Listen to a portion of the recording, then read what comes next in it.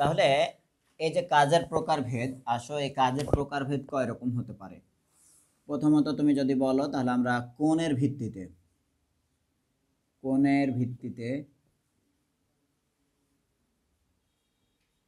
কাজ 3 প্রকার বলা যেতে পারে মোটামুটি। হ্যাঁ, 3 প্রকার।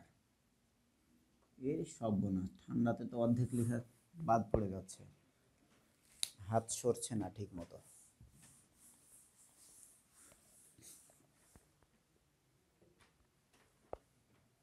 কোণের ভিত্তিতে কাজ 3 প্রকার।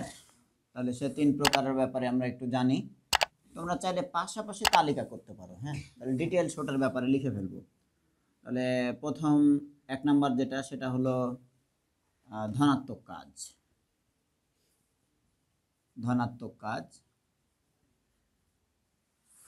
ওকে, এখানে 2 নাম্বার যেটা লিখলাম সেটা ধরে নাও ধনাত্মক কাজের পরে শূন্য কাজ। আর 3 নাম্বারে যেটা পড়বো আমরা সেটা হলো ঋণাত্মক কাজ।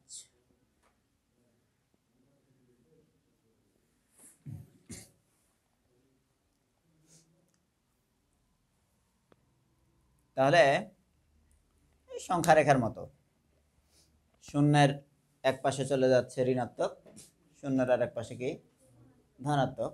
আচ্ছা শোনো, খুবই সিম্পল ব্যাপার। আমাদের আগে তাহলে একদমই জানতে হবে যেটা, সেটা হলো বেসিক সমীকরণ কি ছিল কাজের। যেটা বেসিক সমীকরণ সেটা হচ্ছে W = F(s) cos θ। মনে আছে?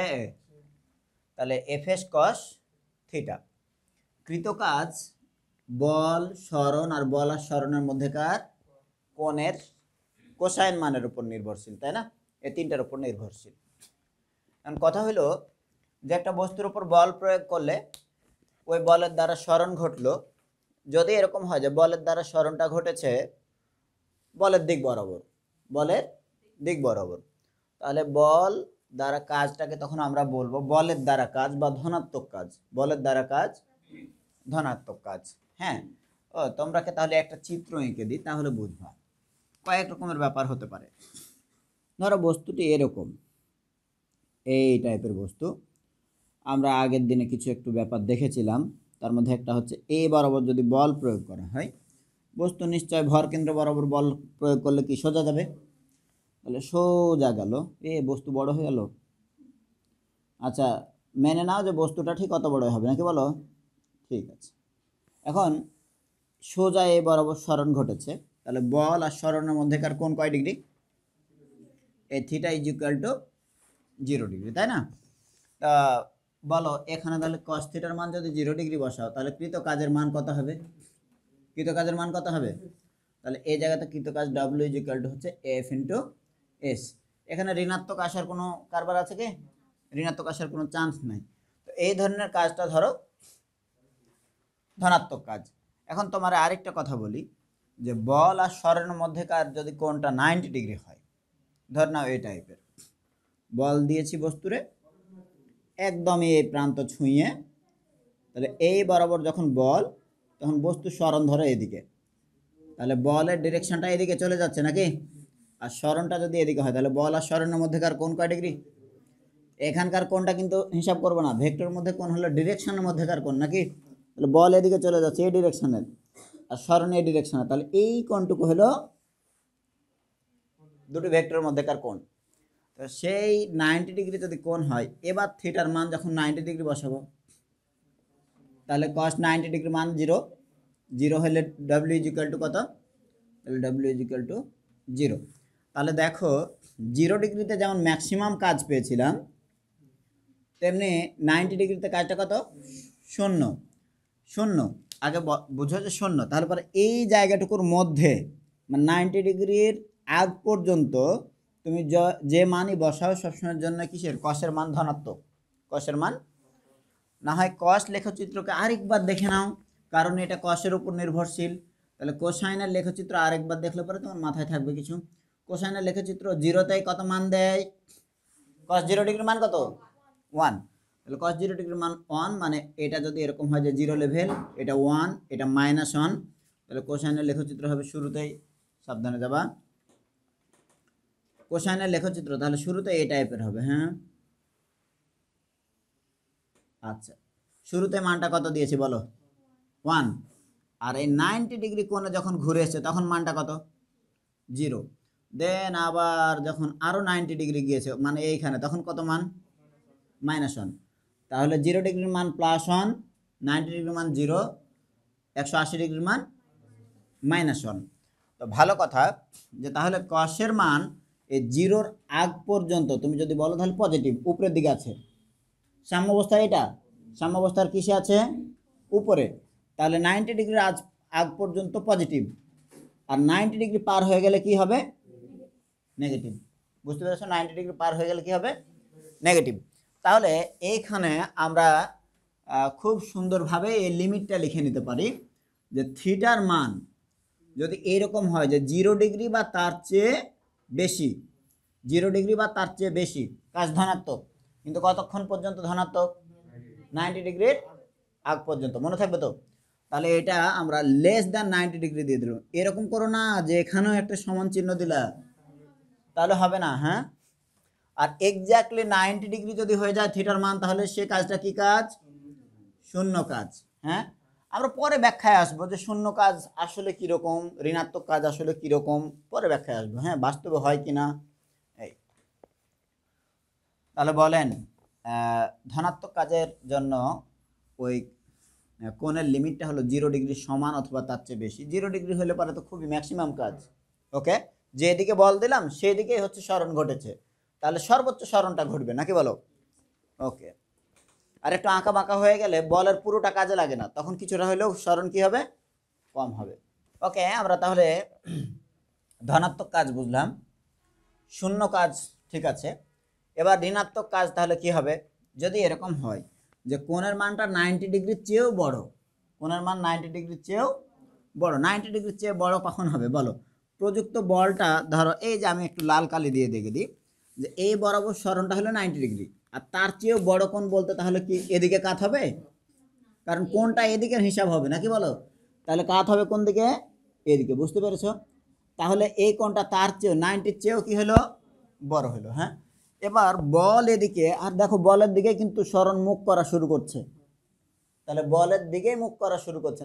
এটা বললে ভুল হয়ে যাবে, বলের দিক বলতে তো বুঝি আমরা এদিক, তাহলে বলের কোন দিকে?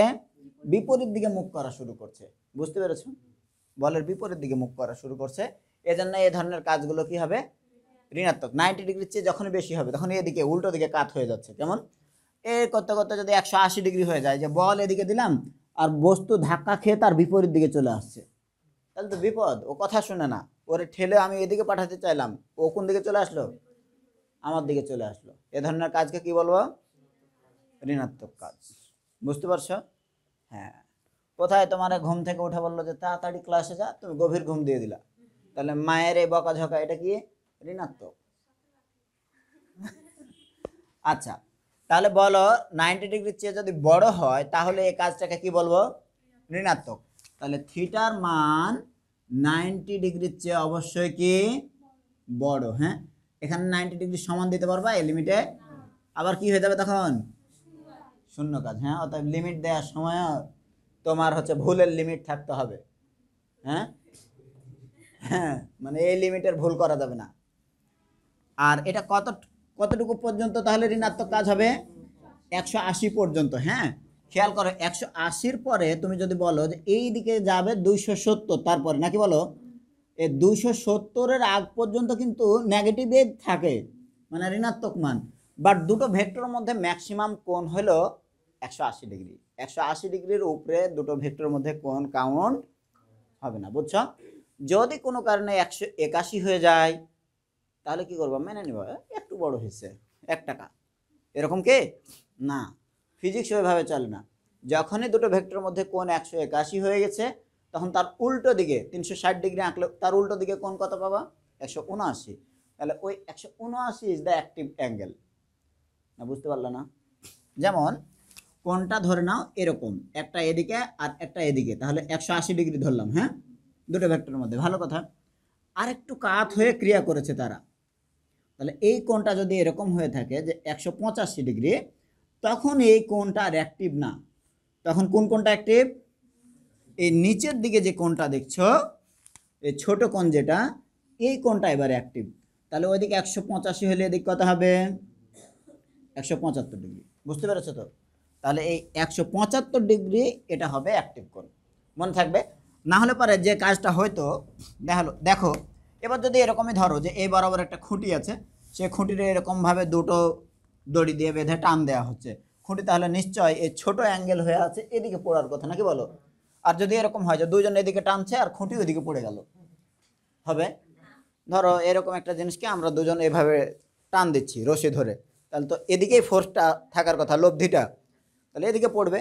তা না করে যদি উপর উল্টো দিকে পড়ে যায় তাহলে হবে? তাহলে নেচার ফল করবে, মানে নেচার ফেল করবে একবারে। বুঝতে পারছো? আচ্ছা, তাহলে আমরা এটা সর্বোচ্চ কত কোণ নিতে পারবো? তাহলে এই মানটা হবে 180 ডিগ্রি সমান অথবা তার চেয়ে ছোট। তাহলে কি হবে? এটা ঋণাত্মক কাজ। আশা করি এইখানে একটু জ্ঞানজাম করলেও আমি একদম সলিড জিনিসটা দেওয়ার চেষ্টা করছি, মানে কোনো কনসেপ্ট দুর্বল থাকার কথা না। বুঝলে তো? আচ্ছা, বুঝছো। তাহলে এইটা একটু মিশিয়ে দিই আমরা, এবার এখানে আরো কিছু লিখব। যাও, তাহলে কসের মান 180-র পরেও নেগেটিভ, কিন্তু আমরা দুটো ভেক্টর মধ্যেকার কোণ 180-র উপরে নিতে পারবো না, তাই লিমিট কত পর্যন্ত থাকলো? 180 পর্যন্ত থাকলো। বুঝতে পারছো? আচ্ছা, এইগুলোর এবার ব্যাখ্যা দিই।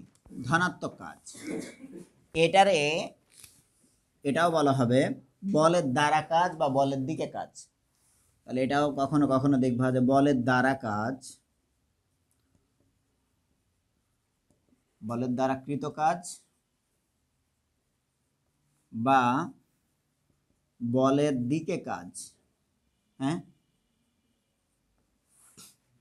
90 ডিগ্রি আগ পর্যন্ত বলের ডিরেকশন আর সরণের ডিরেকশন ধরে নাও একই রকম আমরা ধরলাম, সম্মুখ দিকে। আর এটা বলের সঙ্গে কি বরাবর? লম্ব বরাবর, নাকি? বলের সাথে লম্ব বরাবর। তাহলে এই ক্ষেত্রে সরণ হবে বলের সাথে লম্ব বরাবর, না লিখলেও পারো। তাহলে এফ আর এস দেজার কি পারপেন্ডিকুলার, বল আর সরণ যদি লম্ব বরাবর হয়ে থাকে তাহলে কৃত কাজ 0। আর এই জায়গাতে বলে, এই জায়গাতে তাহলে কি হবে? ঋণাত্মক কাজ বলতে এটা বলের বিরুদ্ধে কাজ। হ্যাঁ, তাহলে এখানে লিখবো আমরা বলের বিরুদ্ধে কাজ। হওয়ার কথা ছিল কি? বলের বিরুদ্ধে কাজ।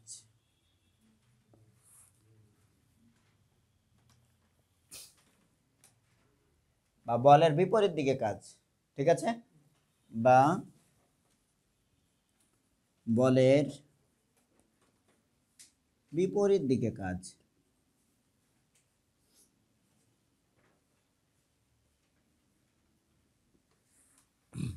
এই ওয়েভটা তাহলে কিসের? কোসাইন।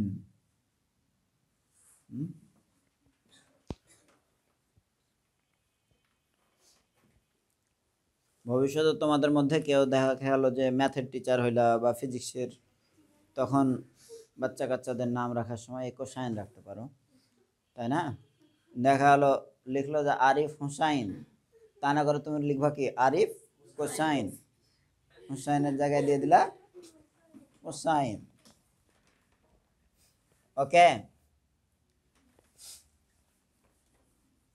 আসেন এরপরের ব্যাখ্যাটা দিই যে এটা অ্যাকচুয়ালি ঘটে।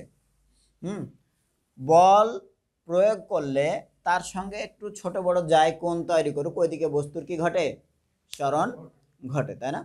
এখানে একটা বস্তুর যদি আমি টোকা দিই, তাহলে বস্তুর টোকা দিলে নিশ্চয়ই এদিকে বা এদিকে কোনো দিকে সরে যাবে, ঠিক আছে? এটা বাস্তবে ঘটে, বাট এইরকম খুব কমই ঘটে। বুঝতে পেরেছ? তাহলে এটা যদি বলো তাহলে আমি লিখে দিলাম সাহস করে, বাস্তবে কমই ঘটে। তার মানে ঘটে না, এটা বলতে চেয়েছি যে খুব কমই ঘটে। হয়তো ঘটতে পারে, দুই একটা সেন্স তৈরি হয়ে যেতে পারে ওই রকম, কিন্তু বাস্তবে এরকম হয় না। এবার আমরা বলি যে তাহলে কারো না কারো সাপেক্ষে এটা বর্ণনা করা হয়। তাহলে এটাকে আমরা বলি, যেমন উদাহরণ দিই তাহলে একটা, তাহলে বুঝবা। ধরো হাতে ঝুলিয়ে বাজার ব্যাগ আনা, বাজারের ভারী ব্যাগ আনা বা ভারী ব্যাগ, আরো ভালো কথা লিখে, আমরা ফিজিক্সের বলে ভালো কথা লিখতে পারবো না তা তো না। ভারী ব্যাগকে বহন করা। বাহ, ধন্যবাদ তোমাদের। এখন খেয়াল করো যে হাতে ঝুলিয়ে বাজারের ভারী ব্যাগ বহন করা, এটা কিরকম? আচ্ছা, একটা ব্যাগকে এভাবে করে তো ধরে হেঁটে নিয়ে যাই, বুঝতে পেরেছ? হ্যাঁ, আচ্ছা ব্যাগ, তাহলে এই যদি একজন তুমি বলো যে ব্যক্তি, ব্যক্তির তো মাথা বড় হয়ে গেল, মুশকিল, আরে সমস্যা নাই, কার্টুন টাইপের কেউ, কার্টুন টাইপের কেউ না, তোমরা তো যন্ত্রণা দিবা বুঝতে পারছি। শোনো, সে হেঁটে যাচ্ছে সামনে, হ্যাঁ, তার হাতে একটা যদি বাজার ব্যাগ থাকে, ভালো করে খেয়াল করো, বা ভারী যে কোনো জিনিস, তাহলে এই বাজার ব্যাগ কোন দিকে যায়? সামনে যায় তো, হ্যাঁ। তাহলে আমি যেদিকে যাচ্ছি বাজার ব্যাগও তাহলে সরণের ডিরেকশন এদিকে, হ্যাঁ, সরণের ডিরেকশন এদিকে।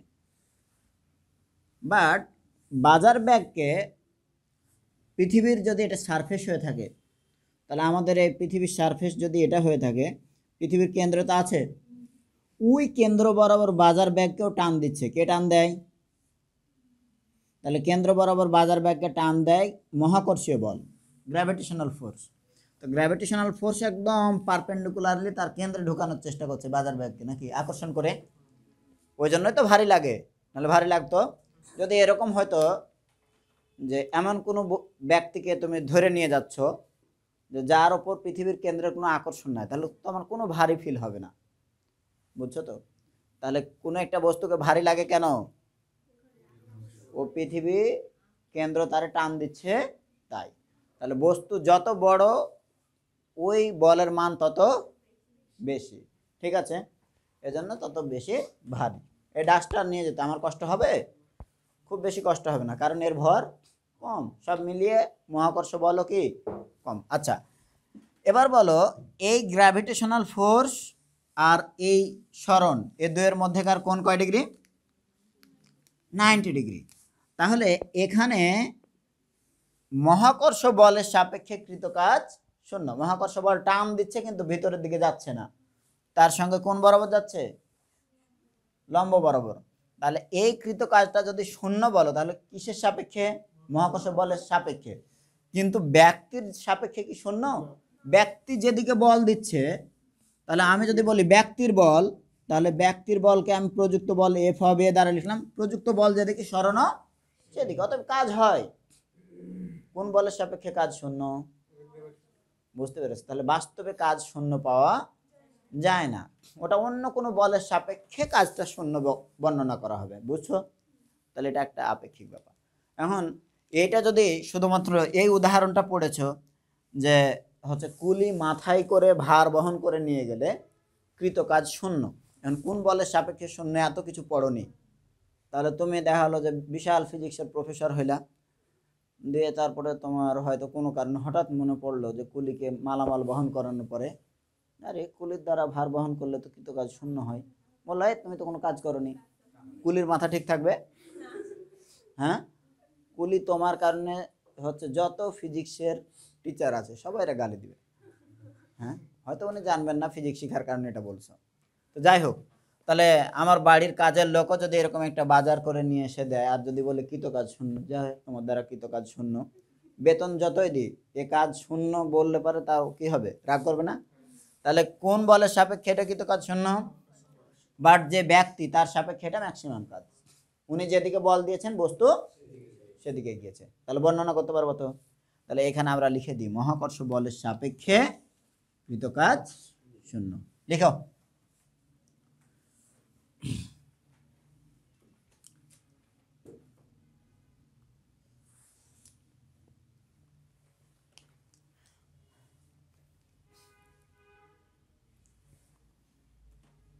ধনাত্মক কাজের আর ব্যাখ্যা না দিই, হ্যাঁ, সব কাজই ধনাত্মক কাজ, সব কাজই পজিটিভ কাজ।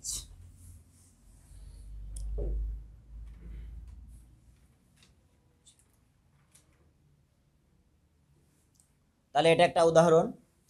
তুমি তাহলে যদি বলো কুলি ভার বহন করে মাথায় ভার বহন করে নিয়ে যাচ্ছে, তাহলে ভার কুলির সঙ্গে, কুলি যেদিকে যাচ্ছে সেদিকে যাচ্ছে, কিন্তু কুলির মাথার ভারকে কে আকর্ষণ করছে, মহাকর্ষ বল, সেদিকে কি যাচ্ছে না, মহাকর্ষ বলের সঙ্গে তাহলে কুলির যে ভার সেটা কি বরাবর চলে যাচ্ছে, লম্ব বরাবর, ঠিক আছে, 90 ডিগ্রি কোণে।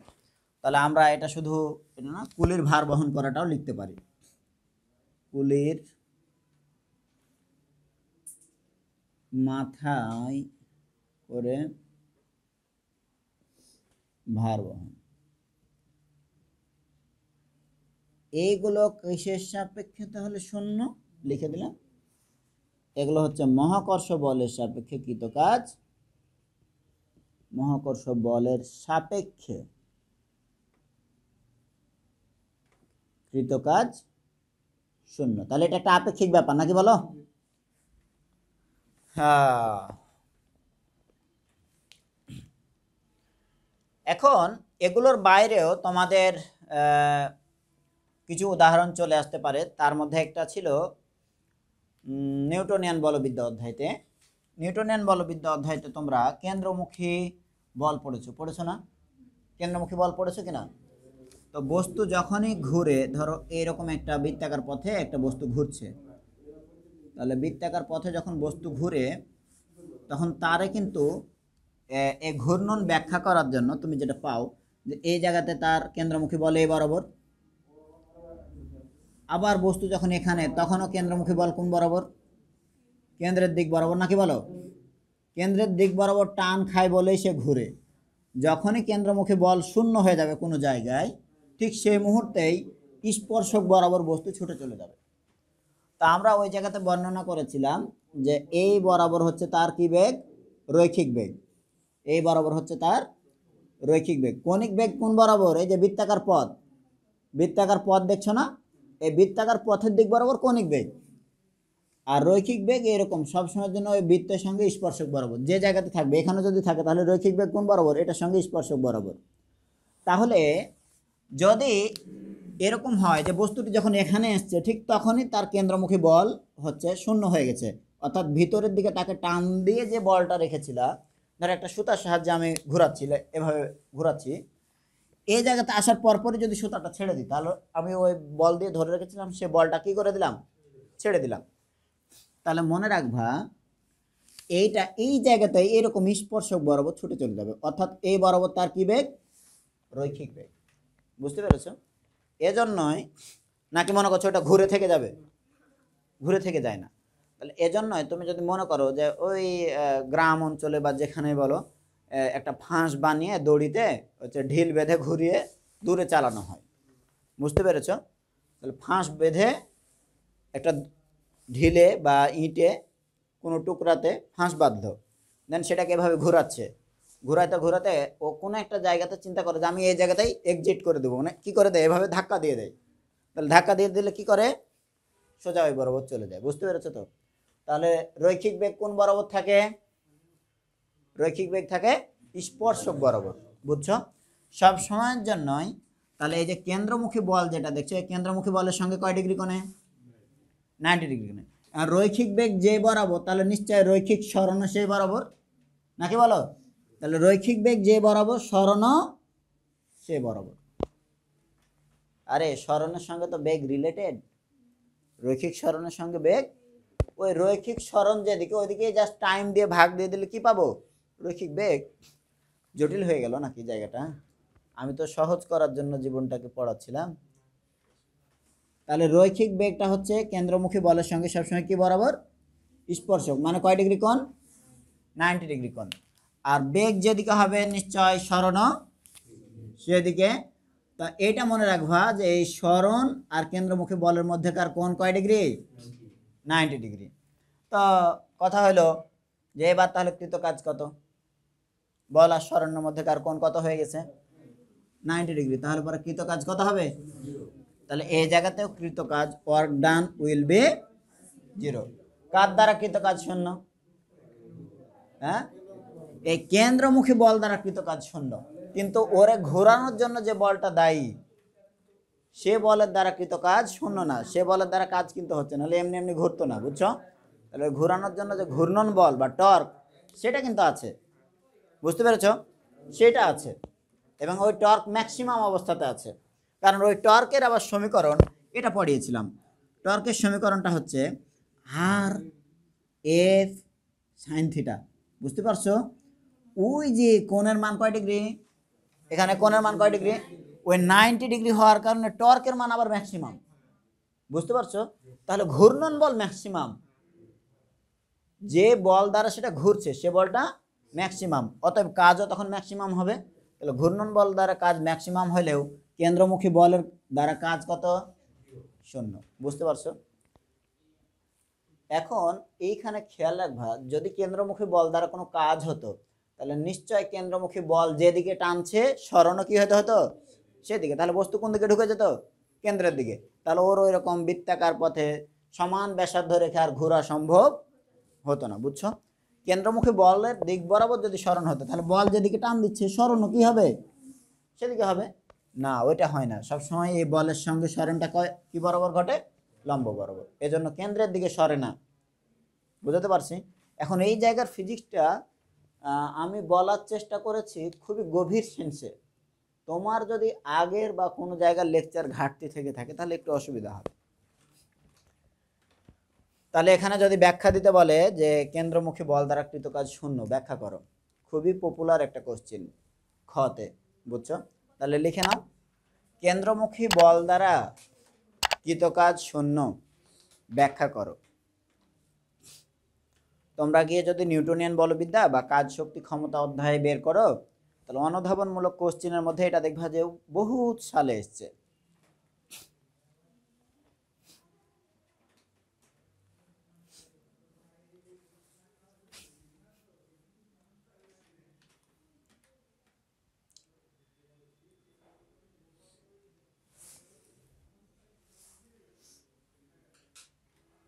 এটা বুঝেছ? তারপরে আমরা তাহলে আসি আরেকটা কাজের ব্যাখ্যা, আসি কি? ঋণাত্মক কাজ।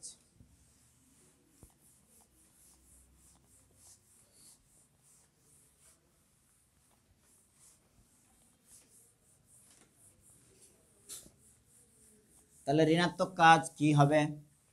এইটাকে একদমই মিশিয়ে দিলাম। তাহলে দেখো 90 ডিগ্রির চেয়ে সরণটা বেশি কোণে হতে হবে নাকি?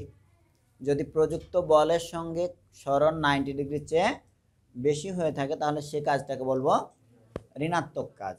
তাহলে আমার বল যদি এরকম হয় যে বস্তুর উপর আমি বল প্রয়োগ করেছি এদিকে, এইটা প্রযুক্ত বল এফ, আর বস্তুর সরণ হয়ে গেছে 90 ডিগ্রির চেয়ে বেশি, ধরুন এইদিকে আবার বস্তুর সরণ ঘটে গেছে, তাহলে এই কাজকে বলবো আমরা ঋণাত্মক কাজ।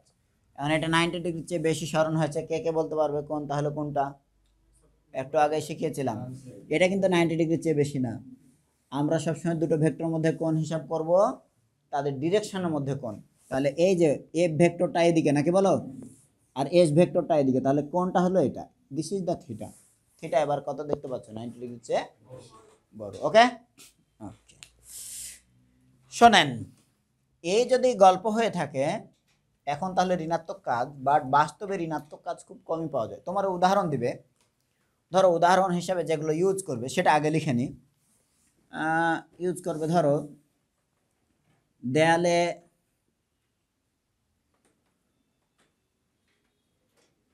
ক্রিকেট বল ছুড়লে সেটি নিজের দিকে ফিরে আসে। খুবই ভালো কথা, ফিরে আসে নাকি বলো? নিজের দিকে ফিরে আসে, তাও তো ভালো যে কেউ একদম হারিয়ে যায়নি লাইফ থেকে, কি হয়েছে আবার ফিরে এসেছে।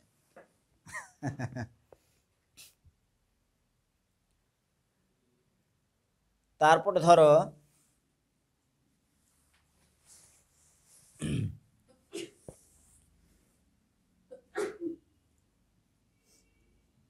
কোনো বস্তুকে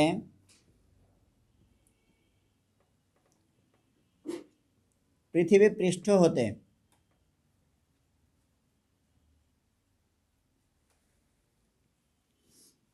উপরে তুললে, যার ক্ষুধা লেগেছে এরপর থেকে অবশ্যই পানি বিস্কিট কিছু একটা খেয়ে আসবা তো নাকি? পৃথিবী পৃষ্ঠ হতে উপরে তুললে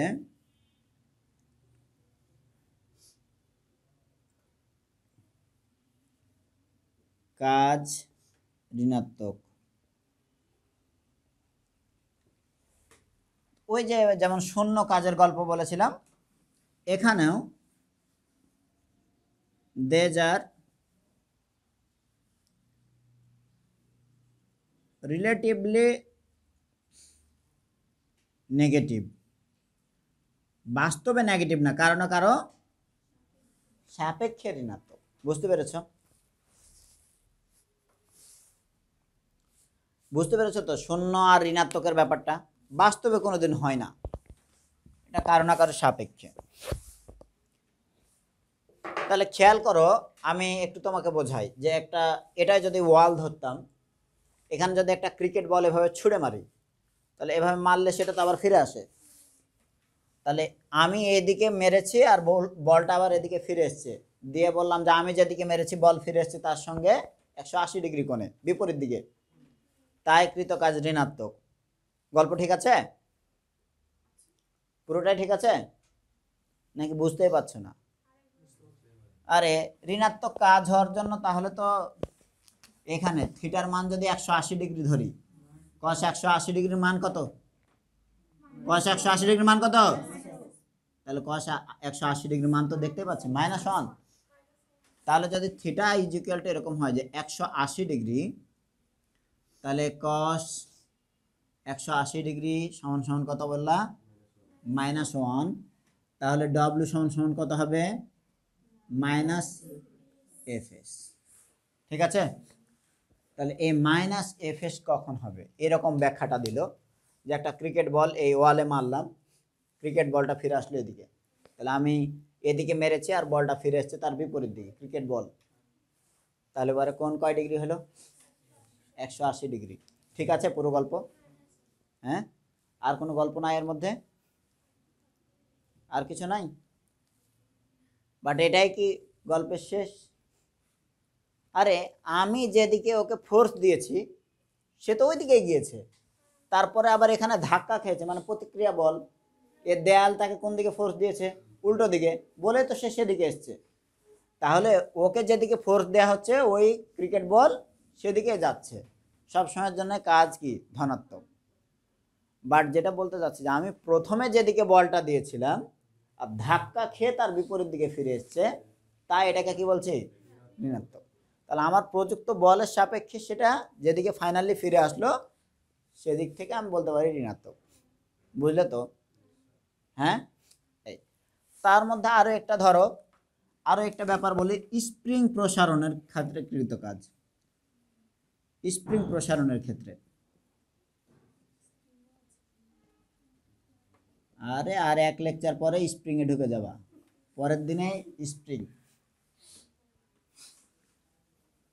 স্প্রিং দেখে মনে হচ্ছে খুব ভয়।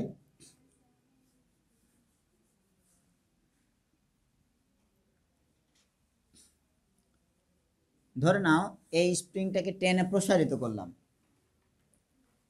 টেনে যদি প্রসারিত করি তাহলে এখানে ধনাত্মক কাজ ঋণাত্মক সব কাজই পাবা। ধরো টেনে এরকম লম্বা করে দিলাম এত দূর, হ্যাঁ, তাহলে এখানে ফোর্স দিয়ে টান দিয়ে আমি এখানে রাখলাম, খেয়াল করো এখানে দুইটা ফোর্স আছে। তুমি এই ব্যাপারটা মনে রাখবা যে স্থিতিস্থাপকতা বলে একটা জিনিস পড়েছো না? স্থিতিস্থাপক কি? স্থিতিস্থাপকতা কি? কোনো বস্তুকে বল প্রয়োগ করলে যদি তার আকার বা আকৃতির বিকৃতি ঘটে, দেন বলটা ছেড়ে দিলে সেটা পূর্বের অবস্থায় যদি ফিরে আসে, তাহলে ওই বস্তুকে বলে স্থিতিস্থাপক। আর পূর্বের অবস্থায় এই যে আসতে পারা, এই ঘটনাটাকে বা এই বৈশিষ্ট্যটাকে বলা হয় স্থিতিস্থাপকতা। বুঝতে পেরেছো তো? ইলাস্টিসিটি, এটা রাবারকে টেনে লম্বা করে দিলাম, ছাড়ার সঙ্গে সঙ্গে রাবার খুশি মনে আবার কি হয়ে গেল, পূর্বের অবস্থায় চলে গেল। ও রাগ করে না, না আমার টানলো আমি আর যাবোই না, করে? তাহলে ওই যে ওর ভিতরে কি গুণ আছে, স্থিতিস্থাপক। একটা স্প্রিংকে টেনে লম্বা করলাম, ছেড়ে দেওয়ার পরে সে পূর্বের অবস্থায় চলে গেল, তাহলে তার এই গুণটাকে বলবো স্থিতিস্থাপক। বাট সেটার লিমিট আছে, এজন্য তখন পড়ানো হবে সপ্তম অধ্যায়ে স্থিতিস্থাপক সীমাও আছে, বুঝছো? টান দিবা কিন্তু সেটাও কিসের মধ্যে দিবা, সীমার মধ্যে দিবা, তাই না? নাহলে সব জিনিসই বিরক্ত হয় এবং ভেঙে পড়ে। তোমার ছোট ভাইরা যদি তুমি বলো যে 10 টাকা দিচ্ছি দোকান থেকে এটা নিয়ে আইতো, মানে তার এই বকশিস দিলা কয় টাকা, 10 টাকা, গেল, আবার দিলা, আবার গেল, কিন্তু তারপরে তুমি যদি ধরো আবার বললা, তখন বললো তোকে আমি 10 টাকা দিচ্ছি তুই যা, মানে তার লিমিট শেষ, বুঝছো তো? তাহলে তার স্থিতিস্থাপকতার লিমিট শেষ, বুঝছো? তাহলে নেচারের সব কিছুরই একটা লিমিট আছে। তো এখানে দুটো বল ক্রিয়াশীল, দেখো যে যখন এইটারে টান দিইনি তখন স্বাভাবিক, কিন্তু যখনই আমি এদিকে টান দিব, অর্থাৎ আমার প্রযুক্ত বল এফ এ অ্যাপ্লাইড ফোর্স, তখনই স্প্রিংয়ের ভিতরে বিপরীত দিকে তার ফিরে যাওয়ার জন্য ওর ভিতরে একটা প্রত্যয়নী বল তৈরি হয়। এটাকে বলা হয় রিস্টোরিং ফোর্স বা রিভার্স ফোর্স। এটাকে বলা হবে রিস্টোরিং ফোর্স, বা আমরা পড়বো পরের দিনে পড়বো, এটা নিয়ে ব্যাখ্যা দিব। হ্যাঁ, তাহলে বলো এর ভিতরে এবার, তাহলে আমি যখনই এই প্রযুক্ত বল টান দিয়ে একটা নির্দিষ্ট জায়গাতে গিয়ে ছেড়ে দিলাম, কি হয়ে যাবে, এটা ফিরে চলে যাবে। বুঝতে পেরেছো? তাহলে তার ভিতরে কি ফোর্সের কারণে ফিরে যায়, প্রত্যয়নী বলের কারণে। এবার তুমি যদি বলো যে এখানে কৃত কাজ ঋণাত্মক কিসের সাপেক্ষে, প্রত্যয়নী বলের সাপেক্ষে, কি ব্যাপার তোমাদের হাসি পাচ্ছে? প্রত্যয়নী বল উপরের দিকে নাকি বলো, আর তার স্মরণ কোন দিকে ঘটছে, তার স্মরণ ঘটছে নিচের দিকে। তাহলে প্রত্যয়নী বল আর স্মরণের মধ্যেকার কোণ কয় ডিগ্রি, 180 ডিগ্রি। তাহলে কোন বলের সাপেক্ষে এখানে কাজ ঋণাত্মক, তাহলে এখানে তুমি চাইলে লিখে দিতে পারো প্রত্যয়নী বলের সাপেক্ষে কাজ ঋণাত্মক, কিন্তু প্রযুক্ত বলের সাপেক্ষে কাজ ধনাত্মক। ঠিক আছে, ঝটপট লিখে ফেলো। প্রত্যয়নী স্প্রিং এর ক্ষেত্রে নাকি, প্রত্যয়নী বলের সাপেক্ষে কাজ ঋণাত্মক, মানে প্রত্যয়নী বল যেদিকে উপরের দিকে টান দিয়ে নিয়ে যেতে চাচ্ছে, আর স্মরণ কোন দিকে ঘটাচ্ছ তুমি, নিচের দিকে। তাহলে থিটা ইজ 180 ডিগ্রি, ঋণাত্মক কাজ। বাট তুমি যদি বলো প্রযুক্ত বলের সাপেক্ষে, ব্যক্তি যেদিকে বল দিয়েছে সেদিকেই স্মরণ ঘটেছে, তাহলে প্রযুক্ত বলের সাপেক্ষে কাজ, দেখো এদিকে প্রযুক্ত বল এদিকেই স্মরণ, তাহলে প্রযুক্ত বলের সাপেক্ষে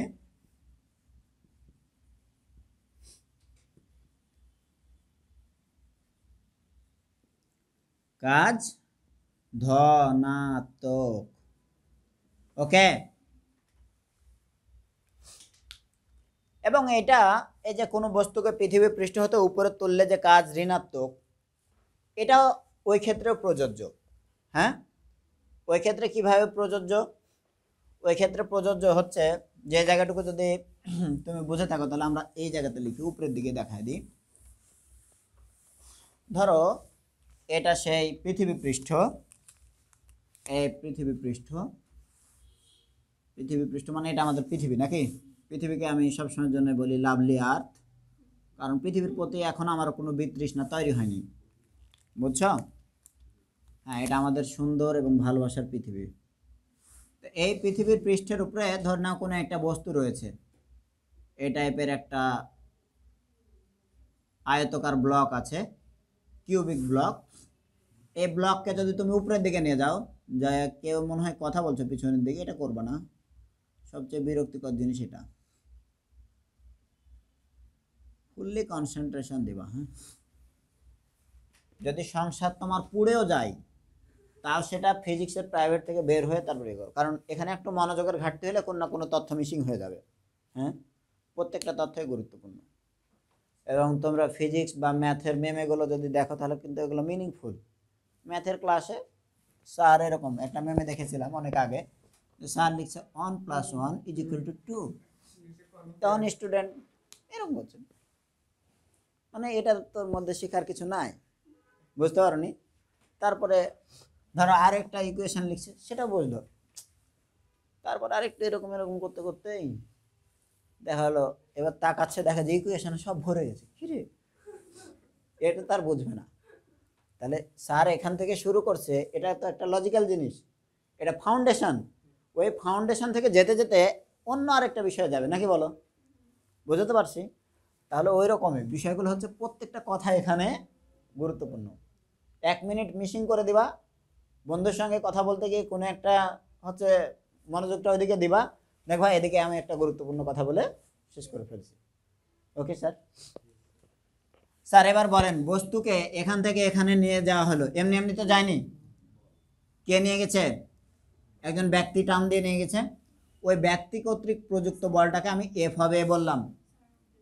থামো, এই মিনিটে শেষ করে দেব। ব্যক্তি কর্তৃক প্রযুক্ত বলকে কি লিখলাম? এফ হবে। তার ভর কেন্দ্র এখান থেকে এখানে চলে গেল। হ্যাঁ, তাহলে ভর কেন্দ্রের সরণটাকে লিখলাম এইচ।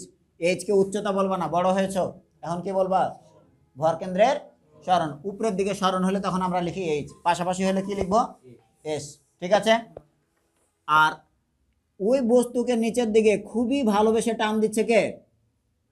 মহাকর্ষ বল। পৃথিবী তার কেন্দ্রের দিকে নিয়ে যেতে যাচ্ছে।